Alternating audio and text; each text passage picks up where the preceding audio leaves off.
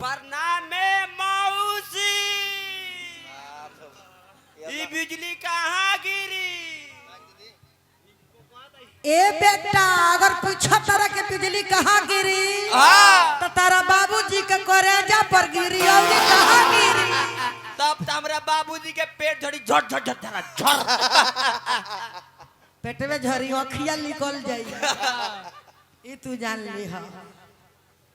भाई तो बहुत धन मने में कठवत पोशाक मने में जामा भाई बड़ा जल्दी एने मोने बड़ा पन्ना पलट तरह भैया एक मत पलट दिया ना चिराव उठ बनू तो सोच लिया हाथ जाइबो भौजी कहता का मौसी कहता पुरानी जब लोग हो जाला आ काका लोग जब हर चलावे चल जाला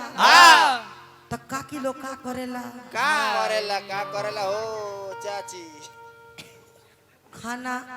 परोस के अब पानी ले ले लो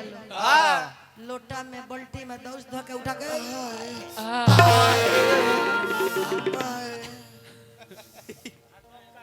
आ जाके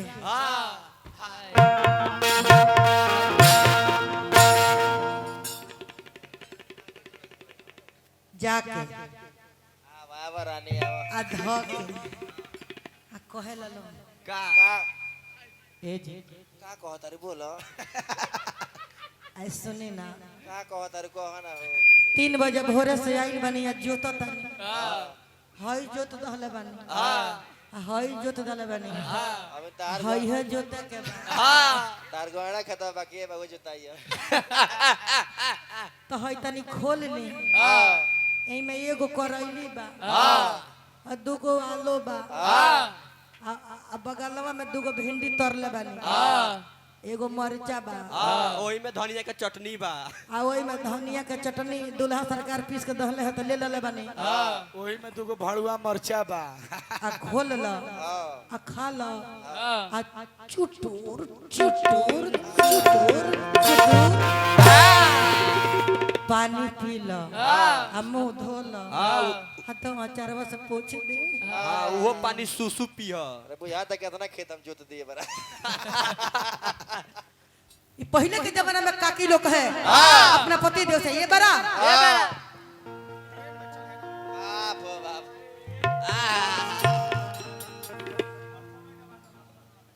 परसौए के बात है महाराज रियल घटना हो रियल बात है लस लस दुगोले वाला पटना में संग ही प्रोग्राम रहे जे रो सामानवा के मारवा चलावो तनी कैमरा बंद कर दे यहाँ के देखो तनी कि 4 चक्का से बैठा के मलकिनी के ले गेल बनी आ उन सब कार्यक्रम करके हम लौटर ली फतुहा से आ देखो तनी यहाँ के बाप रे बाप 5 स्टार होटल में बैठल बानी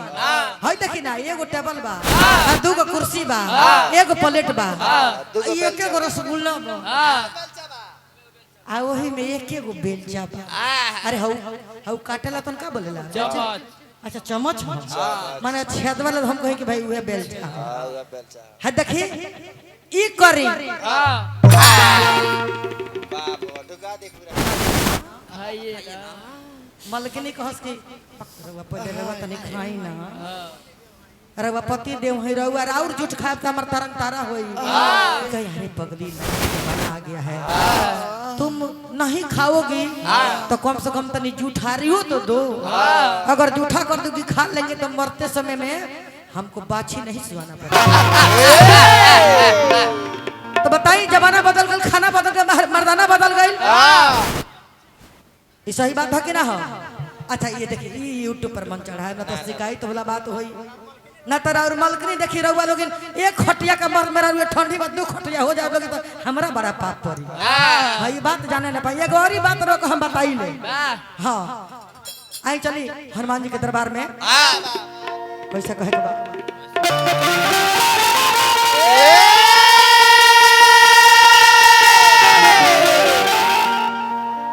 महावीर जब नाम सुनावा भूत पिशाच निकट नहीं आवा। हनुमान जी के दरबार में जाके और दोनों हाथ जोड़ के अब भक्त जगत रखे हनुमान जी। आई आई महाराज दान प्रदान कोई बहुत अच्छा बात है। 20 लाख दहेज मेरे घर में चोरवा ले केहू ना देखी। आ जब है जब मंच पर दे दे बाहरी लोग 10 गो आइल बा ये लोग देखी जाई तो कहिए बाप रे हाँ तो मुना भैया बड़ा लुटौले है, राजू जी बहुत लुटौले है। कैमरा में पूरा भारतवर्ष के लोग देखी। हाँ है से काम ना चली ना। वाह वाह खुशी के बात देखिए मुना भैया हमनी दुल्हा सरकार चिनगनी गोल रंगाइल बा। हाँ ठीक बा। हाँ हाँ अरे वाह क्या बात है। कैसा कहे के बा कैसे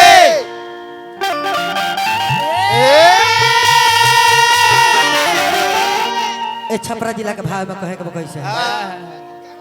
हो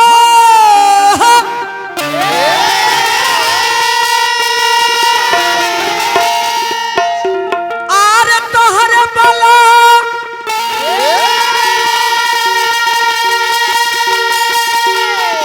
अरे पूतावा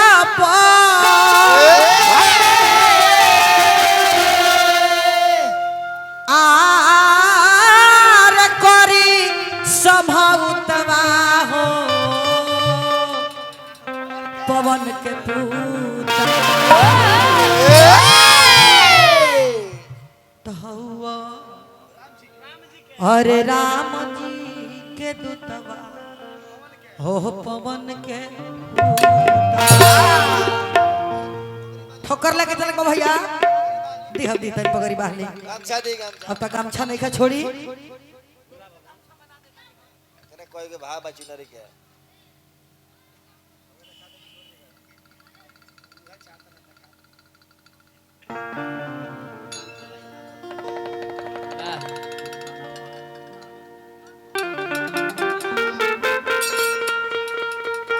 एक कहो जरा महाराज अही रहू पगड़ी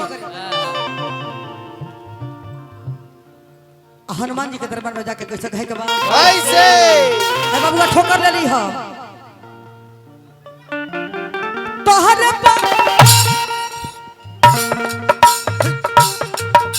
ये हर निर्मला कर ध्यान दी ब्याह जी। यही है यह कट है भाई। हाँ नया नया लोग बहुत लोग हमार नकल करता। देखिए चैनल पर चली हो तोहरे बाल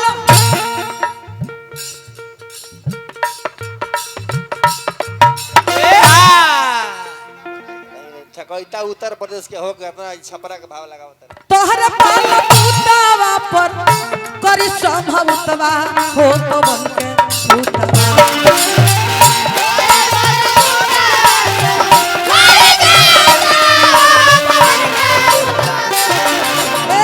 तोहरे बाल पूतावा पर तोहरे बाल पूतावा पर करी संभवतवा हो तो बन के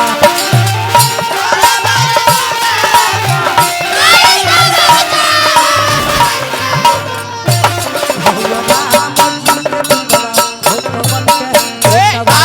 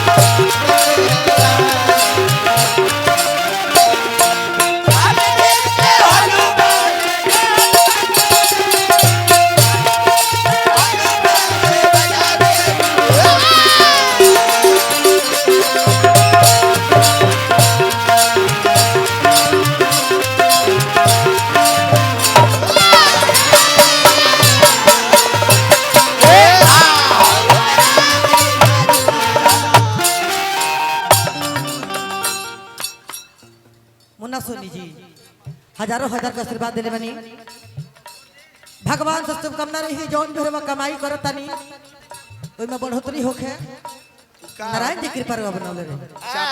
प्यासन के चमचा हो हाँ हाँ हाँ ठीक बात कहला हो। भाग कहला हनुमान जी से का कि बाबा रउआ ऊ क के देखौनी रउआ ऊ देवता हई कि जौन केहू ना कइल तब रउआ कइल का कइनी जाके आपन देश छोड़ के विदेश में जाकर वो रंगबाजी कइनी बाबा रंगदारी देखौनी बाबा रउरा कलयुग के रंगदार देवता बानी बाबा एगो हई हई देखिए हई करियवा के हरिहर शर्ट पहनले हई देखी ना जौना रंग के बा ओई रंग के करी सटो भईवा पहिन लेले बा आई अब एगो करिया दुपट्टा दे भेज अगुरान जी बैठल बा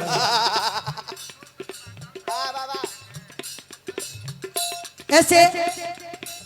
देवर के भौजाई के कौन रिश्ता लिख रहा महाराज भाई के भाई मार देता काहे खाती हम हीरो बने अरे हीरो बनने के बाद बना हनुमान जी बना बताई है एगो साड़ी किनेला खातिर भाई के मरले भाई जा है यार अरे कैसे कहे के बा लहंगा में जाई पहाता लगावाला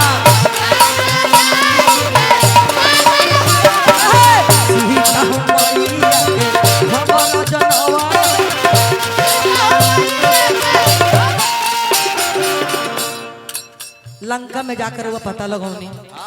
सीता माता कहाँ बारी कहाँ रखले बरावन केहू के जंघा में बोल रहे ढार जमर बा को के देखौनी केहू करी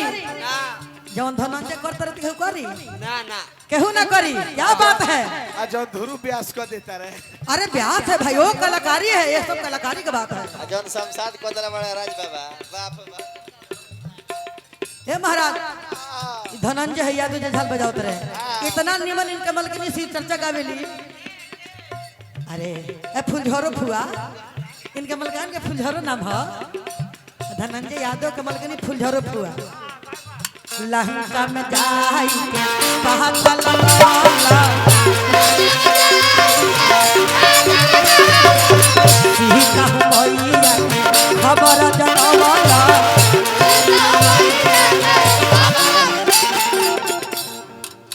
सीताराम देखावले हो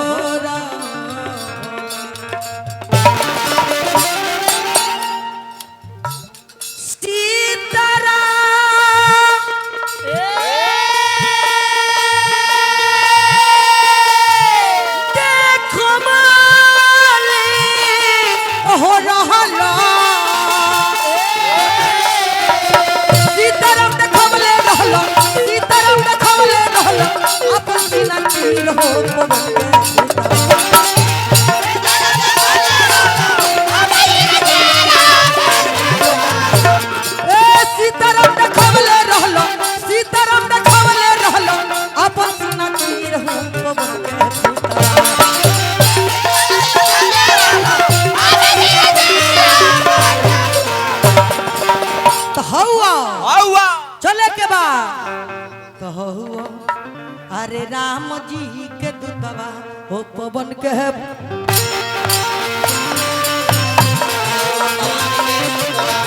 राम जी के दूतवा हो पवन